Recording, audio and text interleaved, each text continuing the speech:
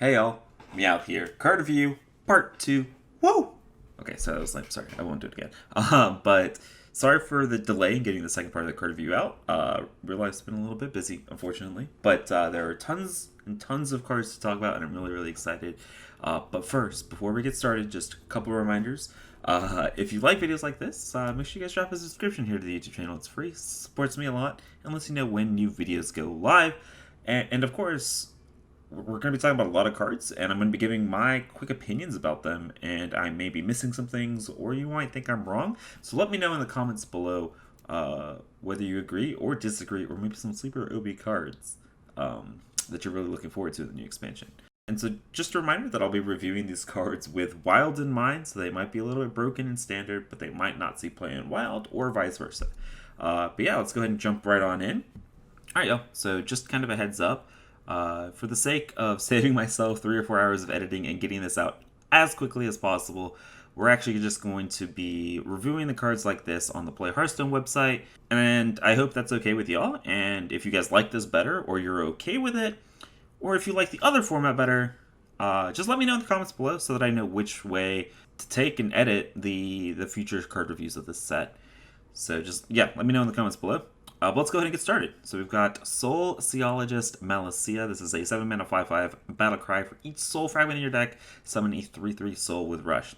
So the soul fragment mechanic is essentially you will play cards that shuffle these soul fragments into your deck, which are Restore 2 health, draw a card. So very similar to the portals that summon 2/2s with Rush that we got in a previous set.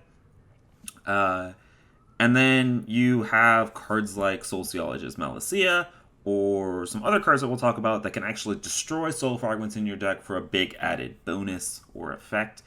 And so we'll talk about them as we go along, but one thing to take note, Reno locks cannot run soul fragments because they shuffle too, so you will turn off your Reno cards. So for Warlocks, you're really looking at decks like Q-Block or Treachery Warlock, and you're looking to see if the soul fragments are potentially worth it. And then in Demon Hunter, you're really looking at some of the slower, like big demon hunters, or maybe even tempo demon hunters with some of the cards that we've seen could potentially see play. But regardless, I think if you are running soul fragments in your deck, you do want Soul Theologist Malicia. She's a Dragoncaller Alana-esque card, right? For each soul fragment, you summon a 3/3 with Rush. So it's a 7-mana board swing effectively. At this point, you should have like 4 or 5 soul fragments still left in your deck. So this is basically a 7-mana, 7, like 20/20 for 7 mana that has Rush to clear the board. So it's a pretty powerful card. I think if you are running soul fragments in your deck, you probably want this. Alright, Soul Shear. Next in the line of Dark Bomb cards. Got 2 mana, deal 3 to a minion, dual class, Warlock, Demon Hunter. Shuffle 2 soul fragments into your deck.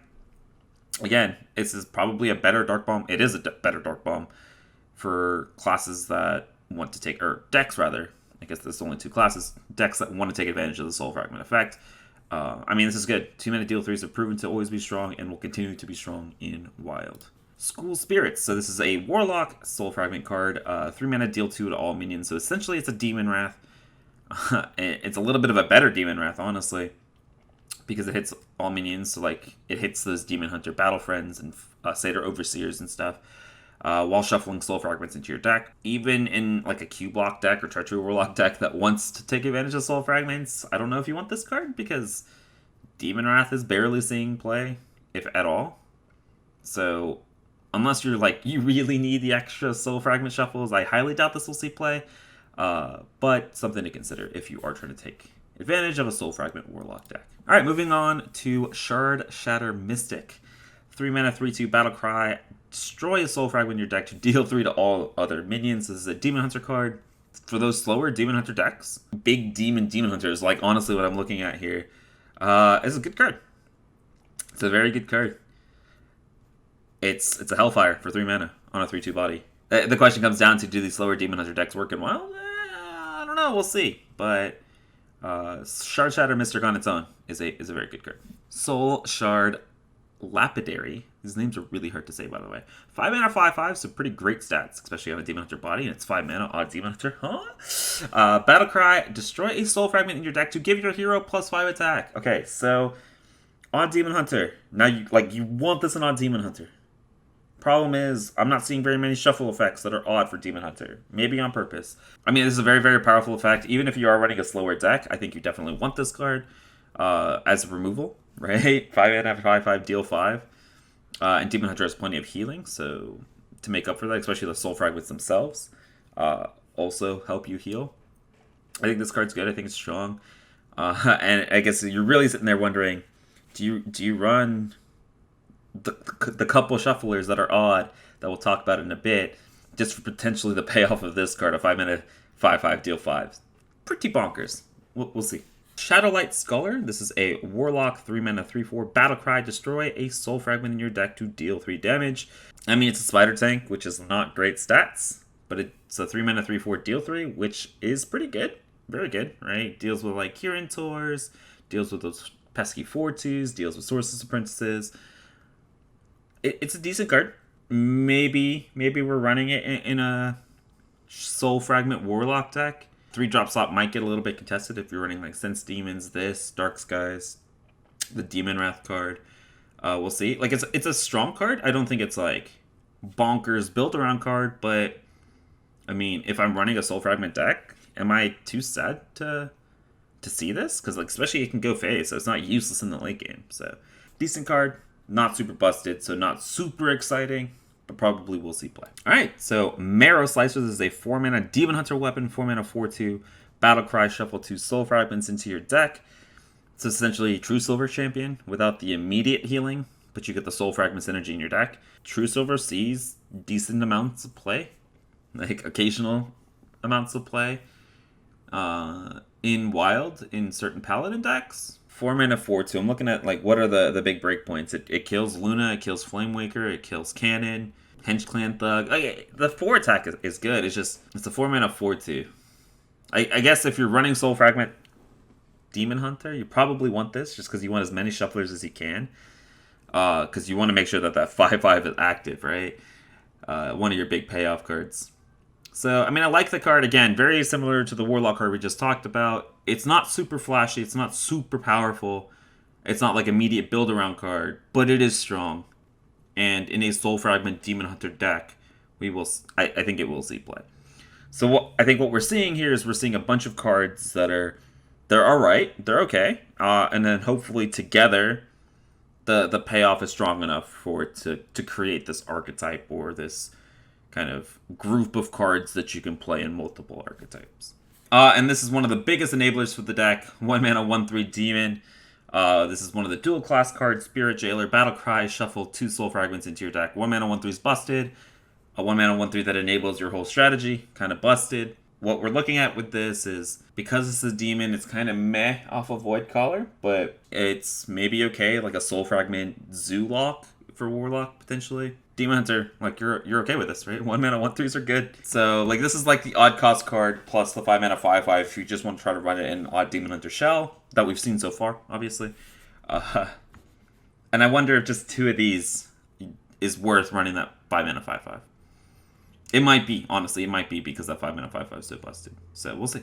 So, kind of moving on past the Soul Fragments, let's talk about some of the other new cards we've got. We've got Devoured People. This is a Paladin and Priest dual class card. 6 mana 4/5. Divine Shield, Taunt, costs 1 less for each spell you've cast on friendly characters this game.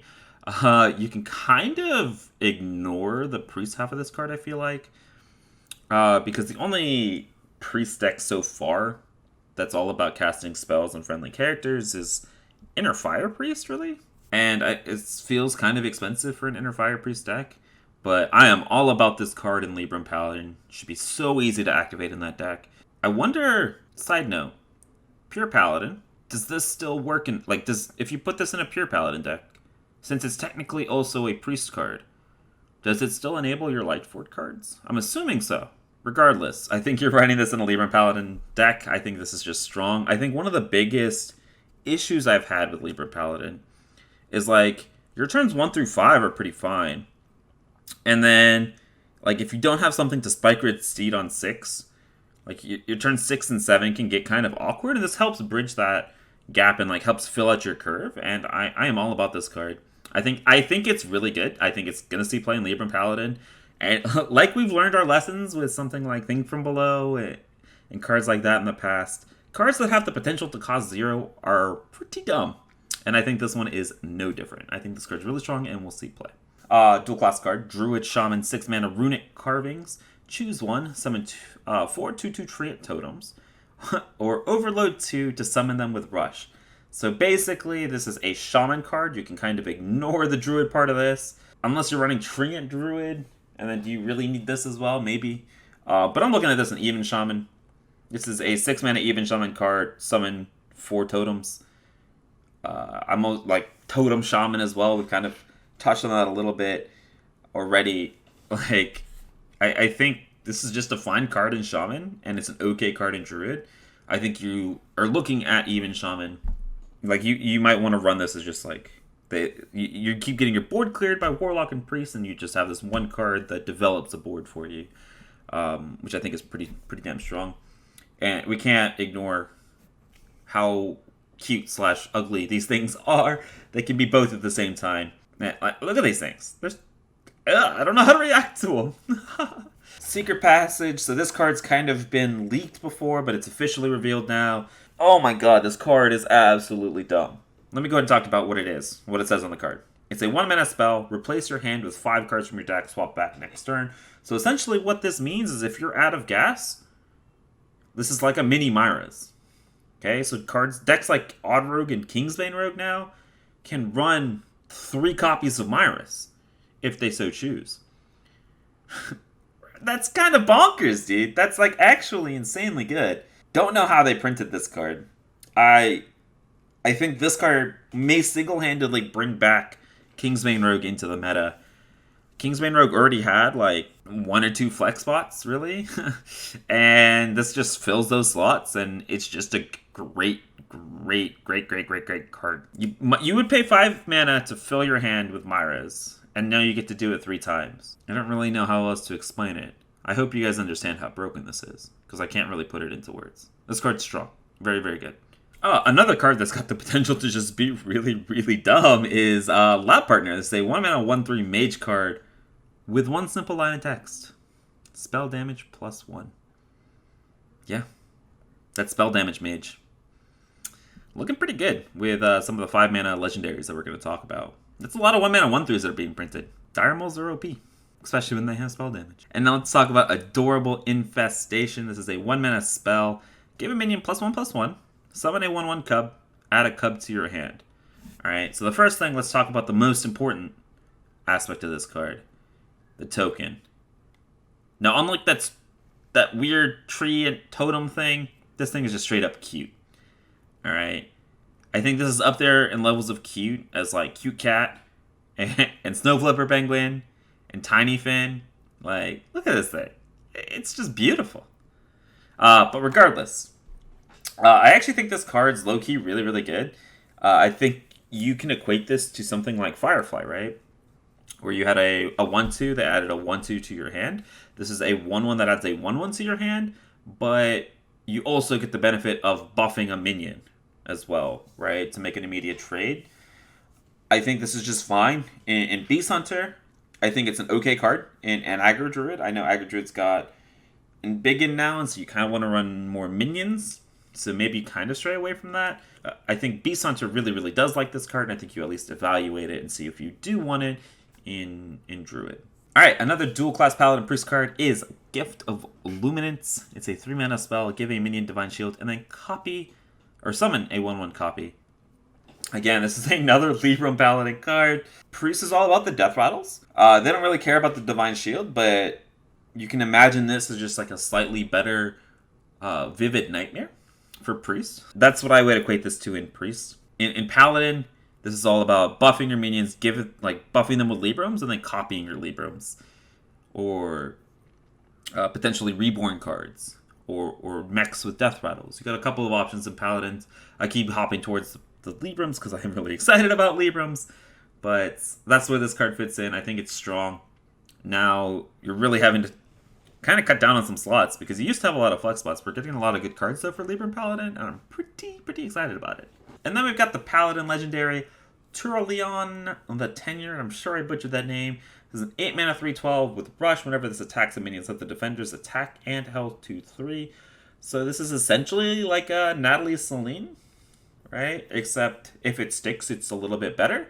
The only deck that I can ever see this thing play in is Dual Paladin, Reno Paladin, but that's like, then you're playing Reno Paladin. I think this might be a little bit too slow for the current strategies of even Paladin.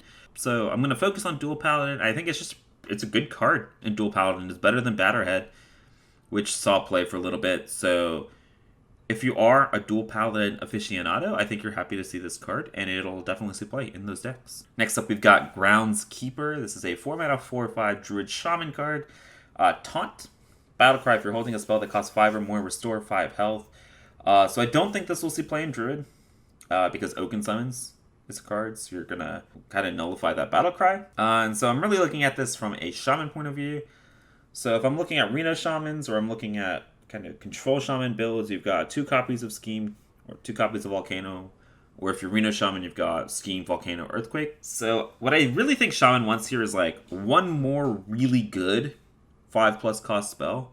And they're just missing that at this time. And if they do get that, I think Groundskeeper will be good. It'll just be like a better Jinyu Water Speaker, because it doesn't overload you, so you get to play 5 drops, which are kind of your power plays in Shaman. I think this card's currently not good enough to see play, but we've yet to see a lot of the Shaman cards. And so if Shaman gets another good 5+ cost spell, which this hints that they might, if they do get that, I think Groundskeeper will be pretty good. And will eventually see play. But currently, not yet. Next up, we've got Mage Hunter. This is a 3 mana 2/3 Demon Hunter card. Rush. Whenever this attacks a minion, silence it. So I'm actually kind of excited about this card. Like from the point of view of a Demon Hunter, I'm not excited to play against it. So Demon Hunter is in this weird place where you've got like Hench Clan Thugs and Satyr Overseers, which are strong 4-drops, really, right? Because you really need to hero power and attack to get value off of those cards. And so they're really missing these strong, like, play it on 3 kind of 3-drops. Neutral 3-drops really suck. And so they've been kind of forced into, like, Vulpera Scoundrel and Shadow Weaver. And now Shadow Weaver's kind of mad because there's not a ton of Pirate Warrior and Demon Hunter going around right now in the meta. And Vulpera Scoundrel is like a 3 mana 2/3 with no immediate board impact. Demon Hunter's looking for strong 3-drops, and I think this helps fill that void. So obviously you have the powerful Dream scenarios where you're hitting like a voidcaller or a convincing infiltrator or a void lord or whatever. But I think maybe just as relevant is you're hitting Mad Scientist or Acolyte of Pain in cards of that vein, like the early death rattles, like a Spellwing, aren't game winning on their own, but like giving a Quest Mage and Arcane Missiles to pair with their Flamewaker Sorcerer's Apprentice is really, really annoying. I don't know if you run 2 of these. I definitely think you consider it. It's going to be really annoying to play against Demon Hunter with double Consume Magic, double Mage Hunters, and a couple of the other cards that we'll talk about. It's going to be really hard to stick minions against Demon Hunter. I think Mage Hunter's good, and I'm definitely going to be playing it in my odd Demon Hunters. I think it's a matter of whether you run 1 or 2. Alright, so next up we've got what I think is one of the more overhyped cards so far of the reveal season. We've got Star Student Stellina. This is a 4 mana 4/3, so not great stats at all. With the Outcast effect, look at 3 cards in your opponent's hand, shuffle one of them into their deck. So Demon Hunter is getting this whole hand disruption kind of vibe this set, which is cool. I like this. Ways to interact with your opponent. The problem with this card is the decks that want this hand disruption shuffling effect are decks that are really, really worried about combo, right? Because what this will do is this will stop or slow down your combos or mess up Emperor Thorus and discounts and stuff like that. And so naturally you're looking at these slower builds of Demon Hunter. 2 things. First of all, slower builds of Demon Hunter currently don't have a win condition right now. They don't have a viable win condition that we've seen so far, right? Obviously they might have one revealed. And with no real win condition, the slower Demon Hunter builds are already at a disadvantage. And the fact that this has to be outcast from your hand is a huge deal, right? Because these slower Demon Hunter builds, it's a lot harder to activate the Outcast ability than an aggro deck. Aggro decks are easily able to dump hands and cycle this to that Outcast spot, where it's not really that consistent in a slower deck. So while this is a unique effect, I actually think this effect is a little bit overrated and probably isn't going to be good, even in a format like Wild that's all about combos currently. Don't think Stellina will see play in Scholomance Academy. We've got the new Warlock Legendary Arc Witch Willow. There's no cat in this, which is kind of feels bad. But it's a 9-mana 7/7 battlecry. Summon a random demon from your hand and deck. So this is like a voidcaller and a possessed lackey kind of mushed together. The problem with this card is that big old 9 in the corner. This does what voidcaller and Skull of Minari rather want to do, but like 4 or 5 turns way too late. Are you really going to have that many demons in your deck that you're going to be getting value off of your voidcaller and your skull, or this, right? So, I mean, I think it's something that might be nice in Standard. We might see some new big demons that will make it okay to play like 6 or 7 demons in Arena Lock, and then this is really good in Arena Lock, or like a Cruel Arena Lock. But I think this card is a little bit bait in Cube Lock just because it's really, really, really expensive. So let's talk about Philosophy, one of the best named cards in the set for sure. This is a Demon Hunter Warlock dual class card. It's a 1-mana spell. Copy the lowest cost demon in your hand. Outcast, give them both +1/+1. So I honestly don't even think you want this in a Zoolock deck. In a Zoolock deck, you would rather be just, I don't know, playing your demons. And do you really want to waste a card slot and 1 mana copying a 1-drop? So I don't really think so. So where I'm really thinking about this potentially seeing play is in Big Demon Hunter. And so hear me out here. Big Demon Hunter has pretty effective ways to cheat out demons, right? With the 4-mana 4/4 Discounter, the 6-mana Voidcaller, and the 9-mana Demon Recruiter. Whatever the names of these cards are called. I don't know names of cards. The problem with Big Demon Hunter is value with these big demons, right? Warlock has cubes and it has Gul'dan. Priest has resurrect effects for their big things that they cheat out. Shaman has Ancestral Spirit and Reincarnate and Vivid Spores. Demon Hunter doesn't currently have that. And so where I'm looking at with this card is, okay, well, you have like 6 or 8 big demons in your deck. Well, now you have 8 to 10 big demons in your deck, right? And so copying Priestess of Furies or whatever the 8-mana 5/10 Rush Dude is, whatever names of cards are, I don't know what they are. And I think just this gives you the potential to have more big demons so that you can overwhelm your opponent with a kind of alternate backup game plan. Even then, I don't think that is worth it. It might be. We'll see. But that's the only place that I am really seeing this card have potential in Wild. And even then, I'm not 100% sold on it. So while it's a great named card, not actually that great of a card, unfortunately. And now let's get to Glide. This is up there with Stella for maybe the most overhyped card. And don't get me wrong, I think this card's good. But I think people are thinking it's good for all the wrong reasons. Okay? So just in case you haven't seen it before, it's a 4-mana Demon Hunter card. Shuffle your hand into your deck and draw 4 cards. Outcast, your opponent does the same. So many people are focusing and tunnel visioning on this outcast text. Your opponent does the same. I think the way that you need to just look at this card is it's a 4-mana sprint for an aggro deck. Okay, it's not odd, which is kind of feels bad. Not odd yet, I should say. But it's a 4-mana sprint. Poor Rogue, man. Poor Rogue. With the potential upside of screwing over your arena opponents. Okay? I wouldn't count on it. I wouldn't count on it. And it's also potential that you're drawing your other aggressive opponents 4 cards as well, which is pretty spooky, right? I think you just look at this as a 4-mana draw 4, so it's like worse Divine Favor, but Divine Favor is absolutely busted, and so this card is probably just good. I think if you're an aggressive Demon Hunter deck that's not odd, you're looking at this card because it's drawing you 4 cards. I think you have to make a decision on whether you want Glide or something like Skull of Gul'dan. Right? Skull of Gul'dan draws you 1 less card, but it discounts you cards. Let me just kind of backtrack a little bit. When I said overhyped or overrated, that doesn't mean I don't think this card's good. I think this card's still pretty good. I think people are saying it's going to immediately be nerfed and all that kind of good stuff. I think it's strong, but I think people are focusing on this outcast text a little bit and overhyping this Outcast decks a little bit too much. Next up, we have maybe one of my favorite cards, Totem Goliath. This is a 5-mana Shaman card, 4/5 Totem. Death Rattle summon all 4 basic totems, overload 2. So I'm looking at 2 decks with this. I'm looking at Odd Shaman and I'm looking at a Totem Token Shaman. Say that 5 times fast. Totem Token Shaman, Totem Token Shaman, Totem Token.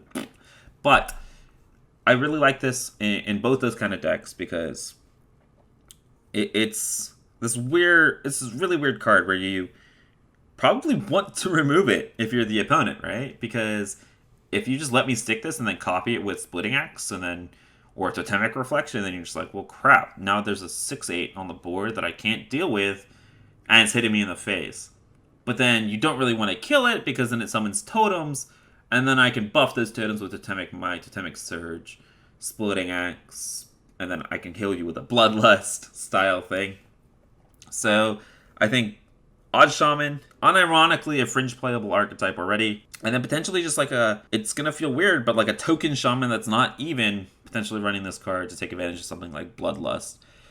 And there's also that 5-mana 5/5 card that summons an Aulic here. Probably still bad, but this is now probably the best enabler we have for that card. And so I'm going to be trying it because I want to summon Alakir the Windlord for 5 mana at least once. And so I'll be trying that. It's probably bait in both of those kinds of decks. And while Totem Goliath itself might not be enough to bring Odd Shaman into like a top tier deck, it's definitely making that deck a lot better, and I'm excited to see that. So Totem Goliath, big fan. Alright, so Ceremonial Mall is a 3-mana 2/2 weapon.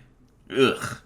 2/2, yikes. Summon a student with taunt and stats equal to the spell's cost. That's the spell burst effect, sorry. I'm not gonna lie to you, I don't think this card's very good at all. I'd love to see your guys' thoughts on this, because the only real scenario that I'm seeing this potentially seeing play, there's 2 decks. There is Spiteful Warrior with the Spellstone, and then you're having to somehow dodge an ooze or equip a 2/2 weapon in the late game and being happy about it before you cast that Spellstone, which is like, already. Or in some sort of pure Paladin, buff Paladin style deck with like the Dream Curve is like mini bot on 2 into this on 3 into Blessing of Kings on 4. It's just like, this is not going to see play in Odd Paladin because the majority of spells in Odd Paladin cost 1. I am not seeing situations in which this card's good. So if you guys have thoughts, let me know. But like, I'm hesitant to just dismiss it. But I genuinely can't think of a situation where I want to potentially play a Ceremonial Mall in a deck. So yeah, I think this card's just bad. Ace Hunter Kreen is a 3-mana 2/4 Demon Hunter dual class card. Named after our world champion Hunter Ace. So Demon Hunter loves to see this. We kind of talked about this a little bit before, but 3 drops in Demon Hunter, you just need 3 drops that you can play on 3. And this is great, and this will blow out other aggro decks if you're going like first. Like if you have an initiative and then you are able to drop an Ace Hunter Kreen in an aggro mirror, this card single-handedly can win you games. It's kind of meh against slower decks because you're not going to be doing a ton of trading. I think Odd Demon Hunter loves to see this and will see play in that deck. I think Hunter, you're a lot more hesitant to see this.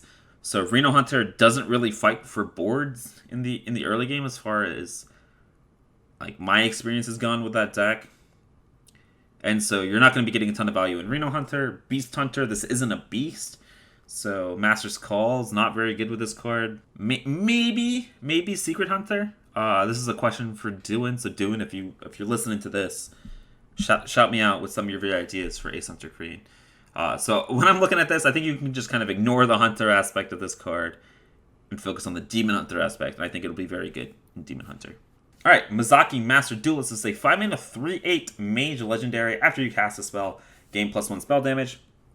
So I actually really like this card because it doesn't really slot into any existing mage archetypes, right? Like Quest Mage doesn't want this. And so this card and the lab the lab partner, the 1-mana 1/3 spell damage card. I think cards like that are gonna promote a new archetype that's very similar to the aggro freeze mages of the past, where you cycle through your deck, you've got Frost Novas, you've got Ray of Frost, you've got Doomsayers, Cold Light Oracles, And then essentially you kill your opponents with Mazaki or something, and you go like Frostbolt, Frostbolt, Ice Lance, Fireball, Roaring Torch. You can throw in Freezing Potions to up the spell damage before you start hitting. All about draw through your deck and then deal 30, 40 damage in basically a turn. And so I'm all about cards like this that are just going to promote new archetypes, and I think it's an archetype that's going to be different than Quest Mage, which I'm a little bit happy about. So I'm happy with this card. I think it's good. All right, and let's talk about the other legendary that might synergize really, really nicely. With a 3/8, we've got Rozfrost Whisperer, 5-mana, 3/6 Shaman Mage, dual class card. At the end of your turn, deal 1 damage to all enemies. That includes the enemy's face, and this is improved by spell damage. So this is maybe that finisher in that aggro freeze mage style thing, and then can be taken advantage of by Shaman as well with Squall Hunter or Odd Shaman spell power totems, who knows. I'm really liking the mage aspect of this. It's kind of hard to imagine a Shaman deck around this deck, or around this card rather. But the fact that this can hit face as well as be a consistent board clear is nutty. I think this card is very good as well. And I'm excited for the new archetypes for Mage and Shaman. Super excited. My second and my third favorite class. Getting some really, really cool tools to play with, so I'm excited. Alright, so then we have Cabal Acolyte, Priest, 4-mana, 2/6 Taunt. Spell Burst, gain control of a random enemy minion. I think this is just a solid defensive tool, potentially, for the non-dragon Reno combo Priest that runs like Velen and Spawn. It's a 4-mana 2/6, which is decent stats, and then if they can't remove it, you get to abuse the Spell Burst mechanic, and the non-dragon version of the deck has very easy ways to abuse that Spell Burst mechanic for cheap, right? 0, 1, 0, and 1 mana cards. The question really comes down to, like, is this one of the best 30 cards in that deck? Which is like a question I'm always finding myself. There's like all these cards that fit these archetypes, and you have to narrow it down to 30 somehow. And I'm honestly not 100% sure that it is, but I think it's like maybe one of the top 35. And I think it's one of the cards that you're sitting there and you should definitely try out in that deck. I think it's a very, very good card. It's one of those cards that it's like, I have to kill this. And if you have multiple cards in your deck that say, I have to kill this, eventually your opponent will not be able to kill it, and then you'll be able to abuse it, right, and win the game. So I like this card. I don't normally like a lot of Priest cards, but I do like this card, and it's going to be really annoying to play against, which means it might be good. Speaking of annoying cards that are going to be annoying to play against, but it'll be really fun to play, we've got Flesh Giant. So this is an 8-mana 8/8 Priest Warlock dual class card. Costs 1 less for each time your hero's health has changed during your turns.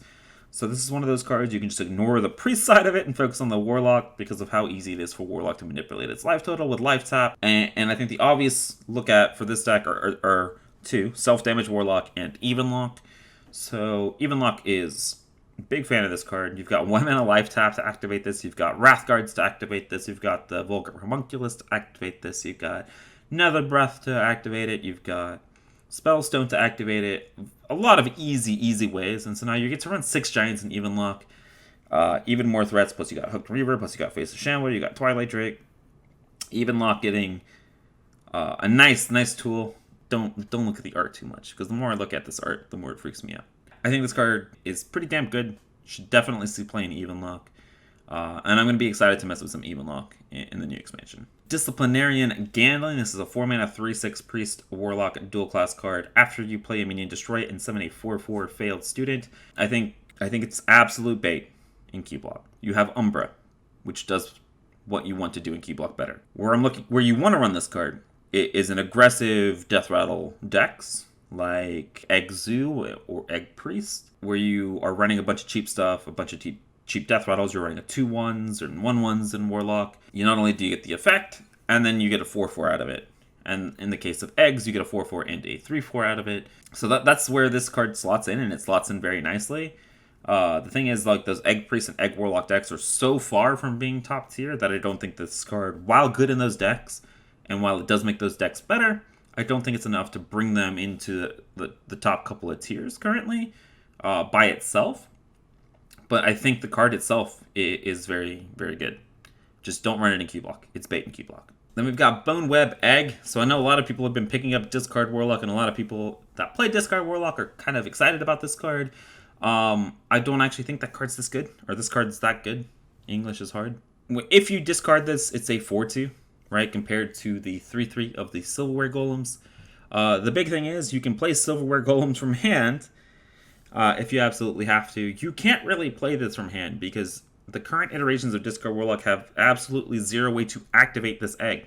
Zero ways to pop it. I mean, I think Silverware Golem is just better than this card. I think you can potentially reevaluate your deck list so that you might run this alongside the Silverware Golems, but if you're doing that, then maybe you want to try to fit in Power Overwhelming somehow. It might take a little bit of restructuring, reorganizing the Discard Warlock decks, but as they currently stand, I can't really see a place for this card in that deck. I'm not actually too hype about this card. Brittlebone Destroyer. So this is kind of a card that I am a little bit hype about. This is a 4-mana 3/3 Priest Warlock dual class card. Battlecry, if your hero's health has changed this turn, destroy a minion. So essentially what this is a Vile Spine Slayer for even luck. Again, it's kind of awkward in Priest. And Priest plus Priest doesn't really need help with removing things. But, I mean, even luck has a bunch of AoE. And then it deals with single target threats by developing 8/8s and taunting them and hoping that deals with the threat. So I like Brittlebone Destroyer maybe as a 1-of, maybe a 2-of in Even Luck. Sure, I think Even Luck and Self-Damage Zulok are getting some pretty massive buffs with this upcoming set. Alright, next up we have one of the more interesting AoE cards I think we've got ever in Hearthstone. Cycle of Hatred. This is a 7-mana Demon Hunter spell. Deal 3 damage to all minions, summon a 3/3 spirit for every minion killed.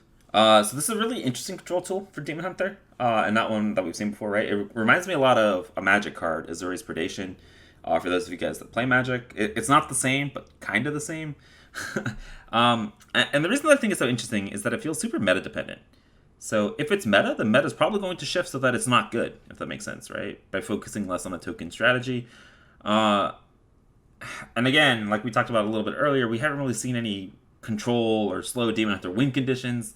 And so the combination of those two makes me really hesitant to see or to say that this will see play. But maybe kind of an underrated or interesting aspect to this card is that it actually works off of your own minions as well, right? So if you're playing a tokeny based strategy yourself, you can play Cycle of Hatred and like pseudo heal your minions, right, by killing them off and resummoning them 3/3 minions. And so I mean I think it's a pretty unique and powerful tool. I'm just really struggling to see where it'll see play in Wild. All right, next up we've got Infiltrator Lillian. It's a 4-mana rogue legendary 4/2 with stealth, death rattle, summon a 4/2 Forsaken Lillian that attacks a random enemy, which means it can go face. This is a card that I really don't think I'm going to spend a ton of time on because it seems like it might be fine in standard, but at 4 mana, it's really, really awkward in the stealth rogue curve. I've been playing a lot of stealth rogue. Shout out to Lion for hitting me up with some decks. And so, like, this might encourage some sort of, like, stealth and death rattle shenanigans in Wild, like, with maybe some Jades. Like, maybe you go Shiny Finder on 2 into Necrorean Blade on 3 into Lillian on 4. And then you've got the Unearthed Raptor, but, like, on its own, I don't think this card is very good, and it's pretty expensive. It's also got 2 health, which means it's really, really easy to kill. I'm just not excited about this card. I don't think it's very good. Alright, then we've got Combustion. This is a Mage 3-mana spell. Deal 4 damage. If you have excess damage, it gets dealt to both neighbors. This is very similar to like a Shadow Bolt for Mage. And so what this card does is this allows for Arena Mages to have flexibility when choosing their removal, right? So now you get to choose between Combustion and Volcanic Potion. So Combustion is probably what you're going to go for if the meta is geared towards more taller early game threats, like a Hench Clan Thug, for example, versus a Volcanic Potion for early game wide boards if we're in like an Even Shaman or Demon Hunter potential meta, right? Yeah, so the card itself is not super flashy or an auto-clued, but it's another one of those cards that can and probably will see play, depending on the metagame. Alright, and we've got Frazzled Freshman.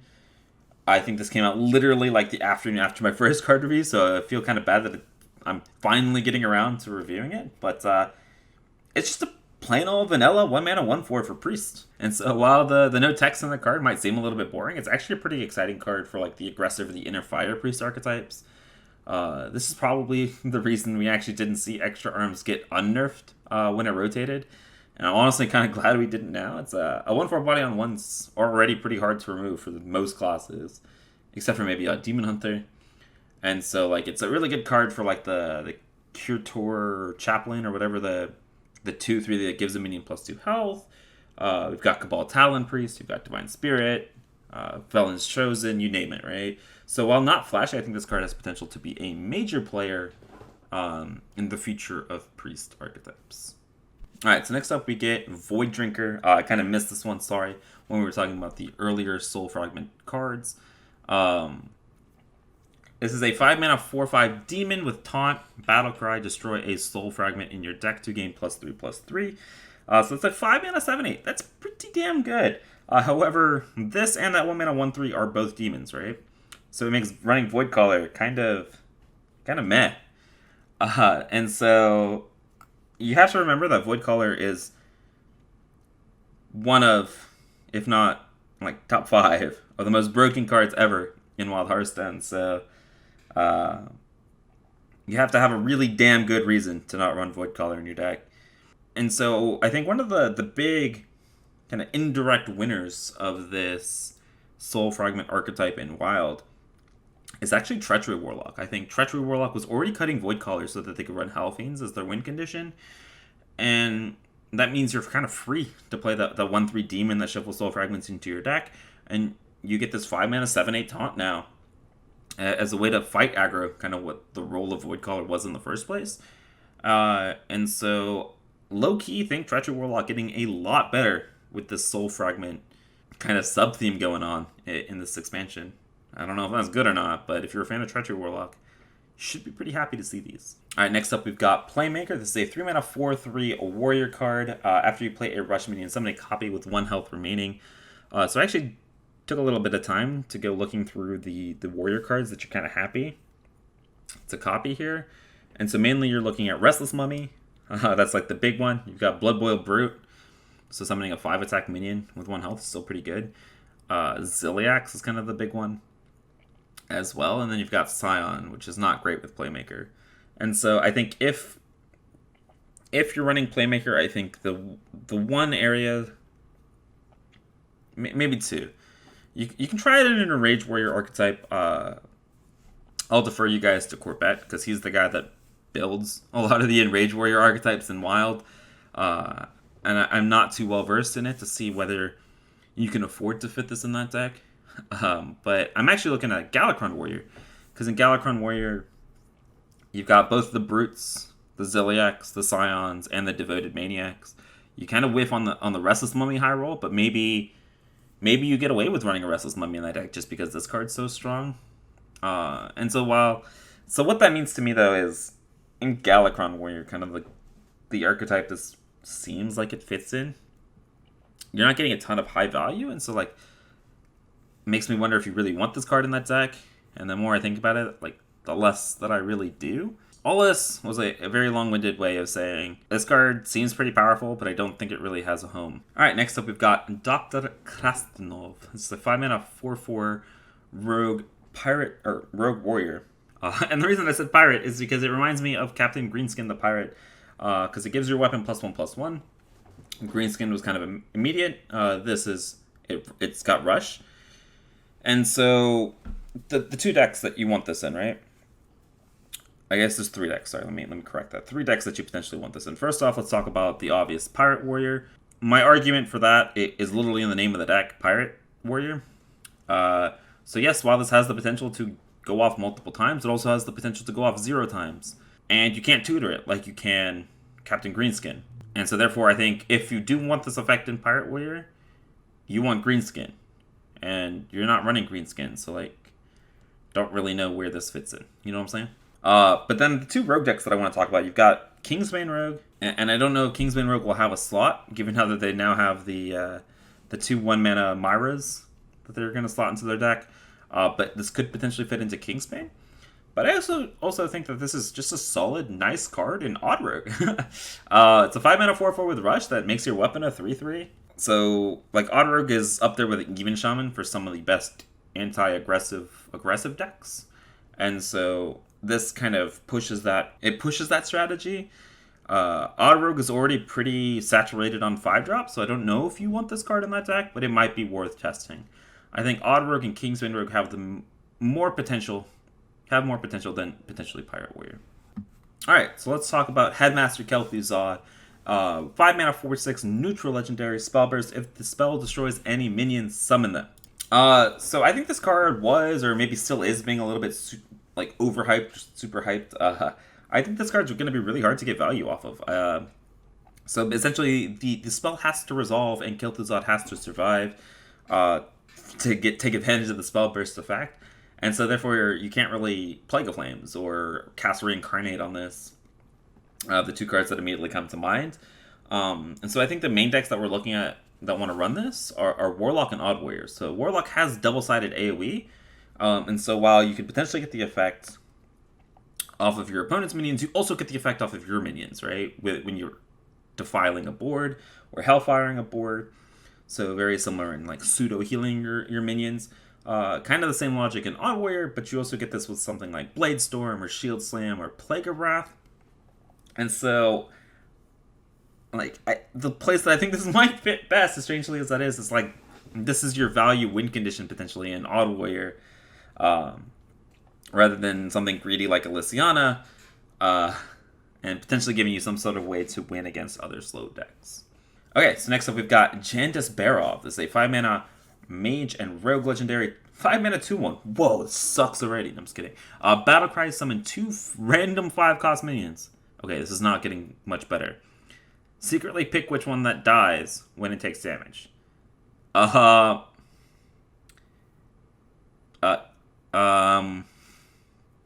real talk though, other than the awkward pause, because on the surface this looks kind of meh. And by meh, I mean pretty bad. But let's actually focus on it, right? So for 5 mana, you're getting a 2/1 plus 2 random 5-drops. Let's just say random 5-drops are not the greatest things. I've been playing a lot of Evolved Shaman, trust me. They're not the greatest things. And then, not only that, like, 5 mana for 2 random 5-drops, like, you play that card, though, for the potential high roll, right? On average, it's going to be better than, casting 1 5-drop. But then, you randomly have to pick one that dies when it takes damage? I mean, I can't see a situation where this is good. I'm going to be blunt with you. I don't think this card's very good at all. Like, you obviously have something like Barista Synergy or Brand Synergy in Reno Mage, but you don't need that. And so I would be really intrigued to see if you guys had ideas on am I just completely missing something? Because this card feels like crap. Next up, we've got Dumbledore, or a Keymaster Alabaster. It's a 7 mana 6/8 neutral legendary. Whenever your opponent draws a card, add a copy to your hand that costs 1. This is one of those effects that's going to be, like, super obnoxious to play against, I feel like. This in combination with Cold Oracles, or Naturalizes, or Research Projects, or cards in that vein. I mean, if anything, you just play this as a 7 mana 6/8, and you get, guaranteed value, because your opponent's going to draw a card before they can kill it. The problem is this is a 7 mana 6/8. So, like, obviously it's garbage against aggro, but, like, I guess you're looking at this in something like Reno Lock, Reno Mage, Odd Warrior. Again, Odd Warrior value win condition, and you run Cold Lights already in Odd Warrior, so maybe this is that card. I know they used to run Dragon Collar, or not Dragon Collar, but the 7 mana 3/3 combos with Togwaggle. My mind is just blanking. We've been going on this review forever. They used to run that card, and so this just better than that, I believe. So yeah. Other than that, like, this is just another, like, pretty cute value card for those decks. I am not seeing any immediate combo or synergy that's popping out to me with Alabaster and Wild, though I wouldn't be surprised if there is one. So if you find one, let me know, and I'd be more than ecstatic to try it. But other than, like, a new greed card for those decks, I am not super hype about this card. Even though it's a pretty unique effect, it's probably going to be a pretty annoying effect, to be honest with you. Alright, and this is another one, maybe one of the most overhyped cards. I feel like there's a lot of cards. I don't mean to be a Debbie Downer, but it also might be in my nature where I'm, like, overhyping a lot of these cards that are probably not very good, and then kind of am meh on a lot of the super highly rated cards. So this is Chillwind Yeti, 4 mana 4/5, Lore Keeper Polkit. Battlecry, reorder your deck from highest cost card to lowest cost card. And so the two decks that immediately spring to my mind that are happy to see this card are something like Shudderwock Shaman or Holy Wrath Paladin. But, I mean, this is such a unique effect, right? So any deck that relies on a combo, I think it's actually super excited to see this. And so when I mean super excited to see this, I don't mean like auto-include, it's going to make the deck tier 1, but something like Reno Priest, for example. I think what this card does is, because it's such a powerful and unique effect, it's going to force you to take a hard look at your deck list and say, okay, well, can I just completely reimagine this deck list to take advantage of the super powerful effect? Like, if I play Polkit, I will guaranteed draw my Ando in the next turn, and then draw my Psychic Scream, and then draw my Reno, and then draw my Raza, right? If you haven't drawn those already, right? So, I'm not sure. I'm not super hype on this card, as in, like, I don't think it's going to break the wild meta. But I guess the reason that I'm excited for this card is because normally when we see expansions, we see cards that are like, okay, well, this doesn't fit into a deck, right? It's not better than the 30 cards already in this deck, and so therefore it sucks. Or it just buffs this, like, tier 5 archetype. And so the ones that I'm really excited about are ones that generate new archetypes, or like reimagine these tier 5 decks and so that they're potentially good. And so what I think Polkit's going to do is it's actually going to force people to take a look at these meta decks that people have been playing for years, and say, well, can I build this to be even more efficient at, being broken than it already is? And I think that's what I'm excited to see this card. I don't think, my personal instinct is that it won't change a large amount in Wild, but I have been proven wrong multiple times in the past, and so we'll see. But I think these are one of the cards, and we've got a lot of them even in this card review already, that are super exciting, right? Because they're just gonna force people in Wild of all formats to kind of reimagine how they build decks, which I think is awesome. All right, so we've got Penflinger. This card's cute. I'm sure there's some sort of combo out there that Mark or Raffle or Solemn or Dane are going to use this with. Regular OG Quest Rogue has Flybooter. Pillager Rogue has Pillager. I'm sure there's some sort of combo out there, but other than that, I'm not super excited about this card, so I'm not going to spend too much time on it. And let's talk about our boy, Sphere of Sapience. So very similar into the line of Polkit, where a lot of these decks, you're going to be like, wow, do I really want this Scry effect in my deck? Even though I might not be able to tutor it? And I think the answer probably is yes. I think a lot of Reno decks are going to love this card. I think a lot of big recruit decks are going to want this card. Because if you get this early enough in the game, the ability, so Reno decks are already super inconsistent, and so any way to improve the consistency of a Reno deck is amazing. Right? You can filter out the 10 drops to the bottom of your deck, find your AoE, find your Kazakus, find your Zeph, find your Reno. And the big decks, same thing, right? Filter the 10 drops to your deck, to the bottom of your deck, and dig for your board clears or find your cheat mechanics. My gut instinct is that this card is going to see play, and any slower deck that can afford to run this card will run this card. I think the interaction with Twig in Druid is super overrated. It's never going to happen 1 out of 100 games. But I just made this whole big deal about me not trying to overhype cards, but my gut instinct is that this card is powerful enough that it's going to be one of those new staple formats, right? Voidcaller has been, Plague of Flames, Ziliax is still a format staple, whatever. I'm sure there's better examples out there. We've been going for a while for this card review, so I can't really think of them, but I think Sphere of Sapience actually has the potential to be one of those format staples where it's going to be present in 50 to 60% of decks. That's my bold hot take for this card, without seeing half the expansion or ever seeing it play. That's my hot take. Clip it, ship it, make fun of me in a month when it's not true. All right, Steel Dancer, 4-mana 4/4, Battlecry. Oh, it's a Rogue and Warrior card. Let me not forget that. Battlecry, summon a random minion with cost equal to your weapon's attack. So this is basically Spiteful for your weapon. The problem is Spiteful means, or it takes no work other than the deck building restriction, where this you have to not only find your weapon, equip your weapon, and then buff your weapon, so it takes time. And so if this is a 4-mana 4/4, summon a random 4 cost, is that good enough? I think that has to be the break point. I don't know if 4 mana 4/4 summon a random 3 cost is like strong enough to warrant running this in your deck. And definitely not at 2. And so I don't think this really sees play in Pirate Warrior, which is kind of the main like weapon warrior deck right now. But I think you can, if you can somehow fit slots into Kingsbane Rogue. There's a lot of like new options for Kingsbane Rogue now. If you can somehow fit slots, this is probably pretty damn good in that deck. And that's the only place that I can see this seeing play. Last but not least, like an hour later, we've been going forever. Sorry. But last but not least, we've got Vectis, 5 mana 4/4, Battle Cry, summon 2 1/1 whelps. Each of these whelps gains a death rattle from your minions that died this game. So essentially what this is this is a N'Zoth for your aggressive death rattle decks. So something like Egg Hunter, Egg Warlock, Egg Priest. You like to see this card because, first of all, N'Zoth 10 mana, you don't really want to be getting to 10 mana with those decks. And then the N'Zoth can be summoning a bunch of 0/2s and 0/3s, not super high impact. What this is a 5 mana 6/6 that summons 4/4s and 3/4s. Like I said, mini N'Zoth. I think Egg Hunters and those decks really love to see it. I don't think you can somehow fit this into Cube Lock because Cube Death Rattle, Merchant Death Rattle, not super exciting. Maybe Rena Lock, like Death Rattle Rena Mages. We'll have to see how you build those decks with some high impact early game Death Rattles.